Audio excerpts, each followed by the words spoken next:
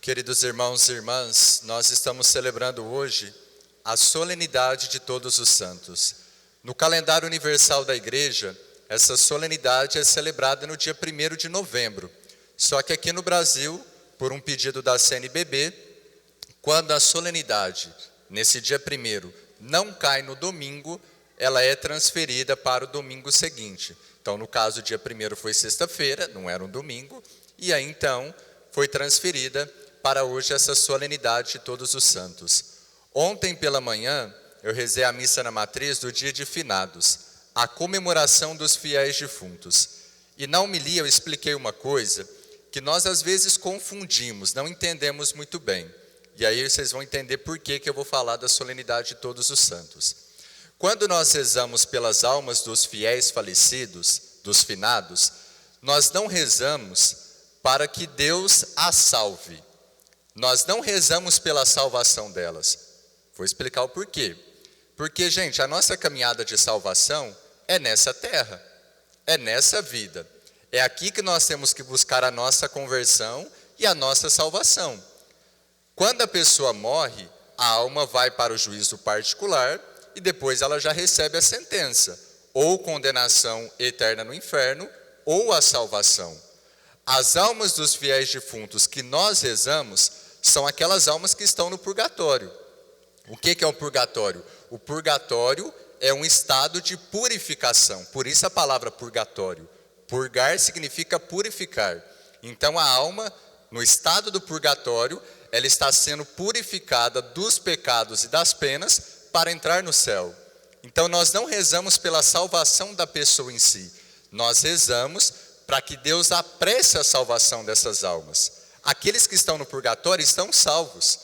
Não é assim, a pessoa está no purgatório, é uma indecisão. Não sabe se vai para o inferno ou se vai para o céu. Não, quem está no purgatório já está salvo, mas está no estado de purificação para chegar ao céu. Então já estão salvos. Nós rezamos para que Deus apresse a salvação deles. No céu, ninguém entra com a mancha do pecado. No céu, ninguém entra com a mancha das penas, que são as consequências do pecado. Por isso que celebrar Todos os Santos não é celebrar somente aqueles santos que foram canonizados pela igreja.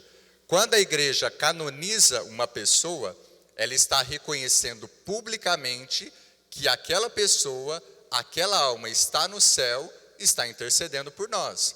Santa Teresinha do Menino Jesus, São Pio de Pietreutina, São Francisco de Assis, São Bento, Santa Escolástica, esses foram canonizados pela igreja. Nós reconhecemos publicamente, por meio de um processo, que eles estão no céu.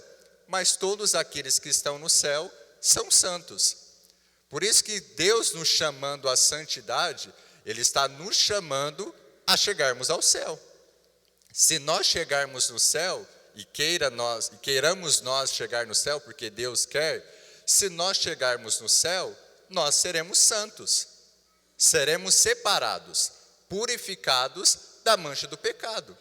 Pode ser que a maioria de nós aqui, ou todos nós, não seremos canonizados pela igreja, não seremos reconhecidos pela igreja como pessoas que estão no céu, mas se chegarmos lá, nós seremos santos. Porque a gente pensa assim, Deus me chama à santidade, mas eu não vou ser como Santa Teresinha, eu não vou ser como São Bento, como São Francisco de Assis.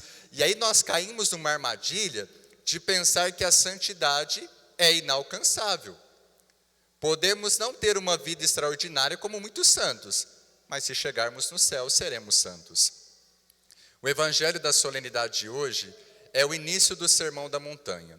Está no capítulo 5 de São Mateus. Do capítulo 5 ao capítulo 7 de São Mateus é o Sermão da Montanha. O início do capítulo 5, que é o início do Sermão da Montanha, é o relato de hoje que traz as bem-aventuranças. Essa expressão bem-aventurança significa o quê? Felizes.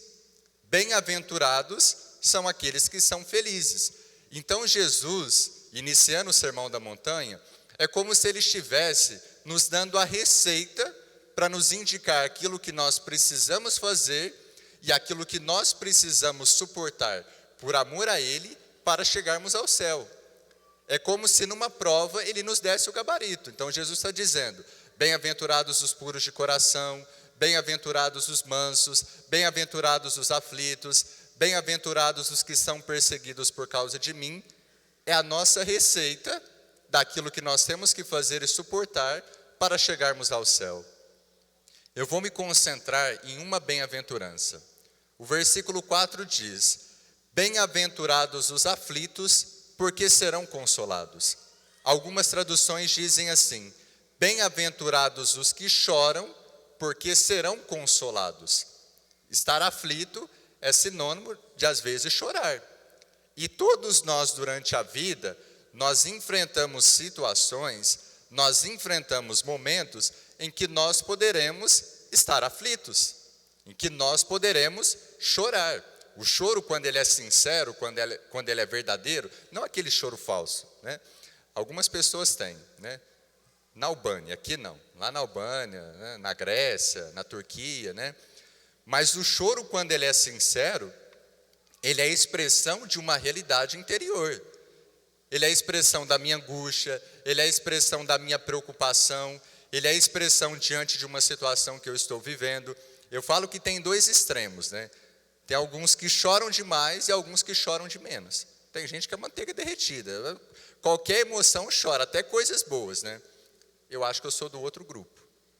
Eu sou do grupo que é mais insensível, né?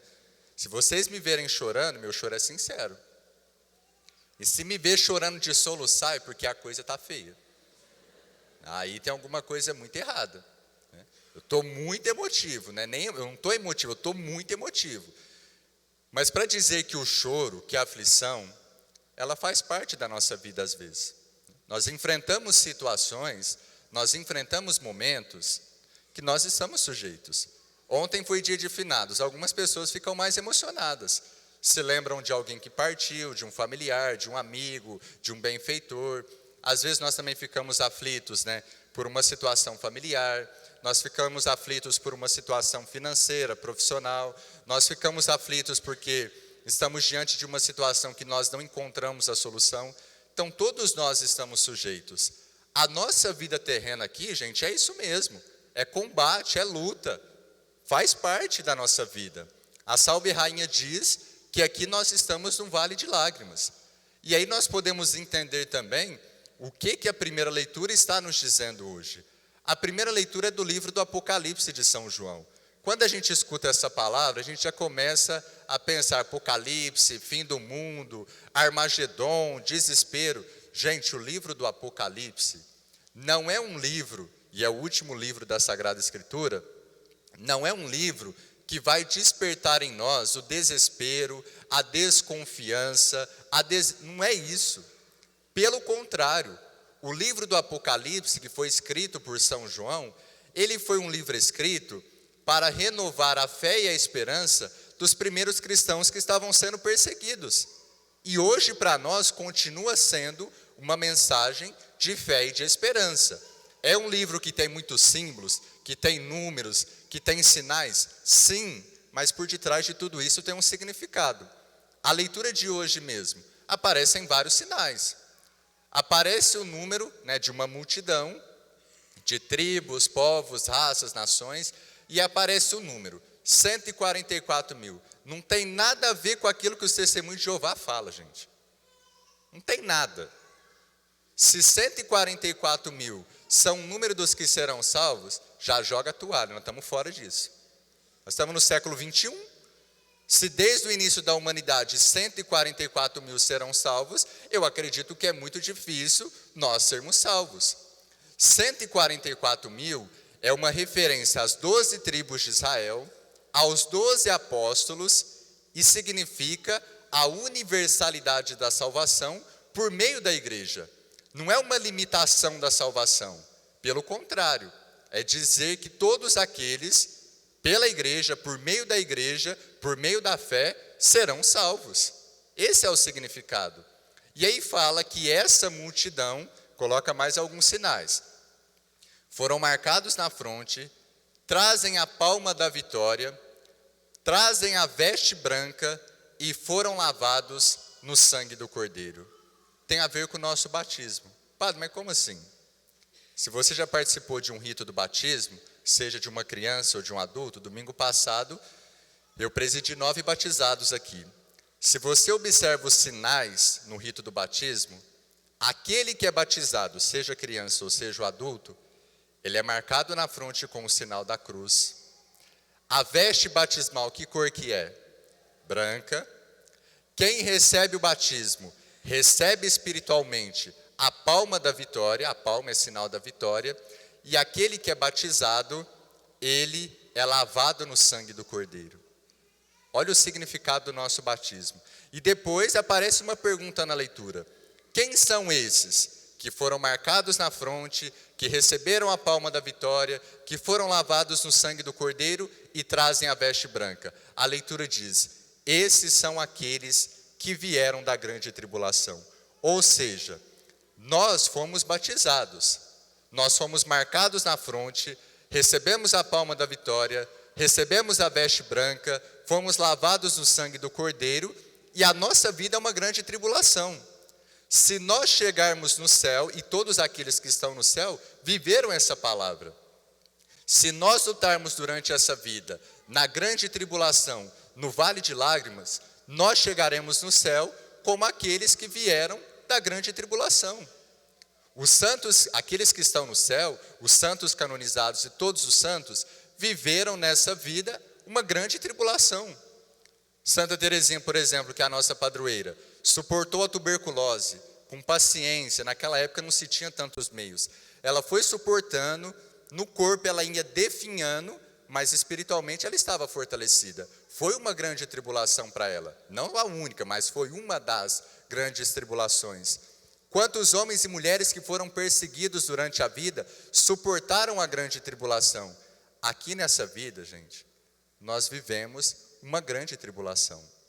Nós vivemos uma luta. Nós vivemos um combate. E a segunda leitura da carta de São João diz que nós recebemos um grande presente. Nós somos chamados filhos de Deus. Se nós nos reconhecemos filhos de Deus, se nós reconhecemos que nós somos amados por Deus, muita coisa muda.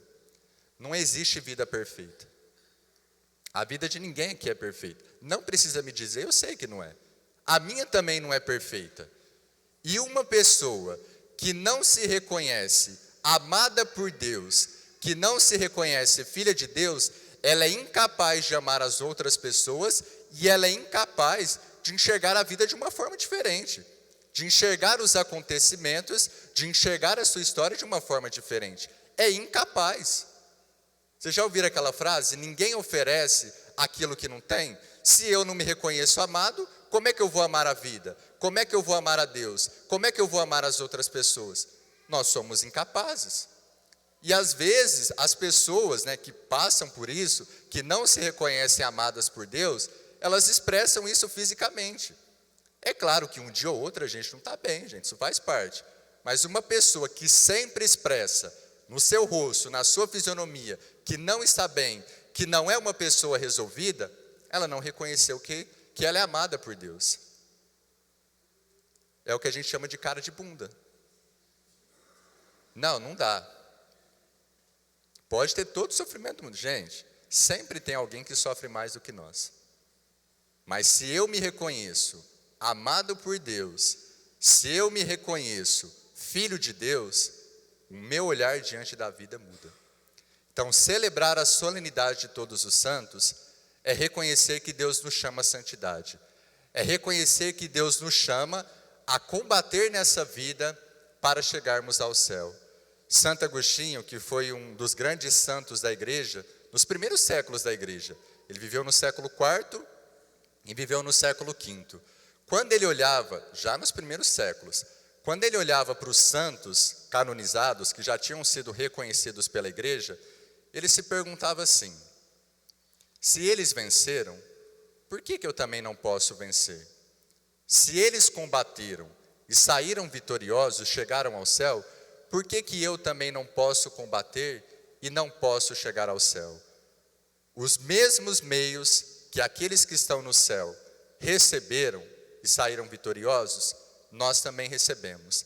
As mesmas armas a igreja nos oferece: a palavra, a Eucaristia, a confissão quando necessário, a intercessão dos santos, a intercessão da Virgem Maria, a intercessão de São José, a nossa prática de oração. Os mesmos meios que eles receberam, nós também recebemos, para combatermos nessa vida e chegarmos à eternidade. Vamos agradecer a Deus por essa solenidade. Se aqueles santos que já foram canonizados são milhares, são milhões, quanto mais serão todos aqueles que estão no céu e que não foram ainda canonizados pela igreja. Estão no céu, estão intercedendo por nós, intercedendo pelos nossos combates e nos aguardando para que um dia nos unamos a eles no céu, contemplando a Santíssima Trindade.